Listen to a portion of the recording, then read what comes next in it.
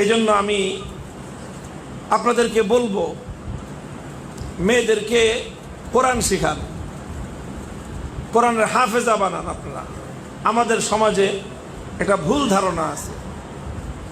ভুল ধারণাটা হলো মেয়েরা কোরআন হেফজ ইয়াদ রাখতে পারে না। এটা একটা বাজে এবং ফালতু কথা। মেয়েরা কেন হেফজ ইয়াদ রাখতে পারবে না বলেন? মেয়েদের ইবাদত করার স্বভাব বেশি, তিলাওয়াত করার স্বভাব বেশি। আমি যদি একজন করে নাম ধরে বলি, কেউ অস্বীকার করতে পারবে না। আইয়ুবী সাহেব যেই পরিমাণ তেলাওয়াত করে, ওনার আহলিয়া কম পক্ষে 5 গুণ বেশি তেলাওয়াত করে। আমি যদি কসম খেয়ে বলি, উনি অস্বীকার করতে পারবে না। এই যে হামিদি সাহেব, মুস্তাকিম বিল্লাহ হামিদি সাহেব পাগড়ি মাথায় দিয়ে বসে আছে, আমি চ্যালেঞ্জ করে বললাম, ওনার চেয়ে ওনার বিবি কমপক্ষে 3 গুণ 4 গুণ বেশি কোরআন তেলাওয়াত করে। এই যে উনি বসে আছে, খবর নিয়ে দেখেন, ইনি বসে আছে, খবর নিয়ে দেখেন। প্রত্যেকের ঘরে আলহামদুলিল্লাহ যারা দিনদার হয়, তাদের চেয়ে তাদের ঘরের মধ্যে মহিলারা বেশি দিনদার হয়, ইবাদত গুজার বেশি হয়, তেলাওয়াত বেশি করে। আমার আহলিয়া, আমার বিবি, আমি যখন বিয়ে করছি, উনি তো আমার শ্বশুর হলো আবার আর্মি পার্সন, আর্মি অফিসার। তো বিয়ের পরে যখন আমাদের বাড়িতে আসলো, এসে দেখে সব হাফেজ। উনি তো কিছুদিন স্কুলে পড়াশোনা করে আসছিলেন, এসে দেখে বাসার সব হাফেজ।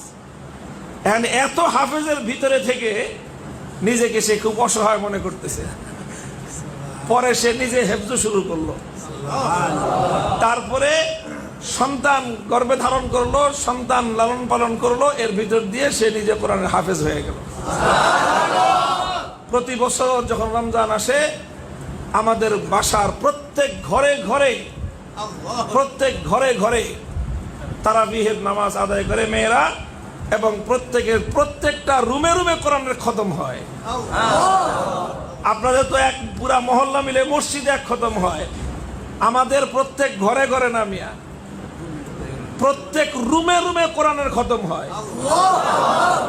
আমার রুমে আমার 2 ছেলে হাফেজ, ওদেরকে নিয়ে আমি এক রুমে খতম পড়ি, আমার মিসেস হাফেজা, উনি আরেক রুমে খতম পড়েন। আমার পাশের ফ্ল্যাটে মাহফুজুল হক সাহেব, আমার বড় ভাই, ওনার 3 মেয়ে হাফেজা, ওনার বিবি হাফেজা, 4 জন। ওনার রুম হলো 3টা, পরে এক রুমে ডবল জামাত পড়তে হয়। অর্থাৎ প্রত্যেক রুমে শুধু খতম না, এক রুমে ডবল খতম হয়। শাইখুল হাদিস রাহমাতুল্লাহ আলাইহি আমার আব্বা জানে বাগান সাজায়। আপনাদেরকে গল্প কেন বলতেছি? গল্প এই জন্য বলতেছি,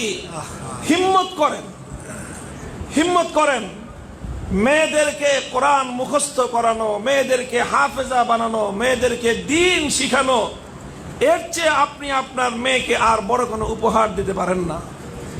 আপনি আপনার মেয়েকে যদি হাফেজা বানায় দেন, লক্ষ কোটি টাকার এই ফ্ল্যাট প্লট আর বিশাল বিশাল সম্পদ দেওয়ার চেয়ে আপনি তাকে বড় সম্পদশালী বানায় দিলেন। আমার এক বোন মদিনা শরীফে ছিলেন 35 বছর, সারা দুনিয়া জুড়ে এখন তার ছাত্র। পাকিস্তানের তকি উসমানী সাহেব ভাগিনা, রফি উসমানী সাহেব ভাগিনা, সব আমার বোনের ছাত্র। দেওবন্দের মাদানী খানদানের অনেক বড় বড় আলেম, সারা দুনিয়া ব্যাপী প্রসিদ্ধ আলেম আমার বোনের বাড়িতে আসলে খালাজি কয়ে ওই বাড়ির সামনে পড়ে থাকে, এখনো ডরায় যে ওস্তাদ ছাত্র বড় বড় সারা দুনিয়া ব্যাপী তার ছাত্রদের সরাই গেছে। কোরআনের হিফজ আল্লাহ পাক রব্বুল আলামিন এটাকে মনে হয় যে পুরুষদের চেয়ে মেয়েদের জন্য এটা অনেক বেশি উপকারী হয়। কারণ যেই ঘরে হাফেজা মেয়ে থাকে, ওই ঘরে কোরআনের তেলাওয়াত অনেক বেশি হয়। পুরুষরা তো ঘরে কম থাকে, মহিলারা ঘরে বেশি থাকে। মহিলা যদি হাফেজা হয়, তাহলে তার প্রচুর পরিমাণ কোরআনের তেলাওয়াত হয়। যেই ঘরে কোরআনের তেলাওয়াত হয়, সেই ঘরের চেয়ে বেশি রহমত কোন ঘরে বর্ষিত হবে?